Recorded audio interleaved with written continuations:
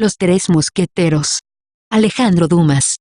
Obra reproducida sin responsabilidad editorial. Este es un libro de dominio público en tanto que los derechos de autor, según la legislación mexicana, han caducado. El mismo se presenta, dejando claro que 1. La edición no está supervisada por ninguna editorial, de forma que no nos responsabilizamos de la fidelidad del contenido de la misma. 2. La obra ha sido adaptada para su versión en video lector. 3. A todos los efectos no debe considerarse como un libro editado por tu idioma. Prefacio. En el que se hace constar que, pese a sus nombres en os y en y s, los héroes de la historia que vamos a tener el honor de contar a nuestros lectores, no tiene nada de mitológico. Hace aproximadamente un año, cuando hacía investigaciones en la Biblioteca Real para mi historia de Luis XIV, di por casualidad con las memorias del señor d'Artagnan, impresas como la mayoría de las obras de esa época, en que los autores pretendían decir la verdad sin ir a darse una vuelta más o menos larga por la Bastilla en Ámsterdam, por el editor Pierre Rouge. El título me sedujo. Las llevé a mi casa, con el permiso del señor bibliotecario por supuesto, y las devoré. No es mi intención hacer aquí un análisis de esa curiosa obra, y me contentaré con remitir a ella a aquellos lectores míos que aprecien los cuadros de época. Encontrarán ahí retratos esbozados de mano maestra. Y aunque esos bocetos estén, la mayoría de las veces, trazados sobre puertas de cuartel y sobre paredes de taberna, no dejarán de reconocer, con tanto parecido como en la historia del señor Anquetil, las imágenes de Luis XIII, de Ana de Austria, de Richelieu, de Mazarino y de la mayoría de los cortesanos de la época. Mas, como se sabe, lo que sorprende el espíritu caprichoso del poeta no siempre es lo que impresiona a la masa de lectores. Ahora bien, al admirar, como los demás admirarán sin duda, los detalles que hemos señalado, lo que más nos preocupó fue una cosa a la que, por supuesto, nadie antes que nosotros había prestado la menor atención.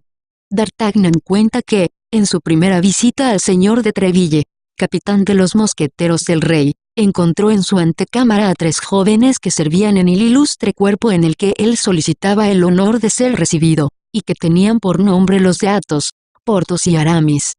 Confesamos que estos 3 nombres extranjeros nos sorprendieron, y al punto nos vino a la mente que no eran más que seudónimos con ayuda de los cuales D'Artagnan había disimulado nombres tal vez ilustres, si es que los portadores de esos nombres prestados no los habían escogido ellos mismos el día en que, por capricho, por descontento o por falta de fortuna, se habían endosado la simple casaca de mosquetero. Desde ese momento no tuvimos reposo hasta encontrar, en las obras coetáneas, una huella cualquiera de esos nombres extraordinarios que tan vivamente habían despertado nuestra curiosidad. Solo el catálogo de los libros que leímos para llegar a esa meta llenaría un folletón entero, cosa que quizá fuera muy instructiva, pero a todas luces poco divertida para nuestros lectores. Nos contentaremos, pues, con decirles que en el momento en que, desalentados de tantas investigaciones infructuosas, íbamos a abandonar nuestra búsqueda, encontramos por fin, guiados por los consejos de nuestro ilustre y sabio amigo Paulin Paris, un manuscrito in folio, con la asignatura número 4772 o 4773, no lo recordamos exactamente, titulado así. Memorias del señor conde de la Fere, referentes a algunos de los sucesos que pasaron en Francia hacia finales del reinado del rey Luis XLWL y el comienzo del reinado del rey Luis XIV. Adivínese si fue grande nuestra alegría cuando, al hojear el manuscrito, última esperanza nuestra, encontramos en la 20ª página el nombre de Athos, en la 27ª el nombre de Porthos y en la 31ª el nombre de Aramis. El descubrimiento de un manuscrito completamente desconocido, en una época en que la ciencia histórica es impulsada a tan alto grado, nos pareció casi milagroso.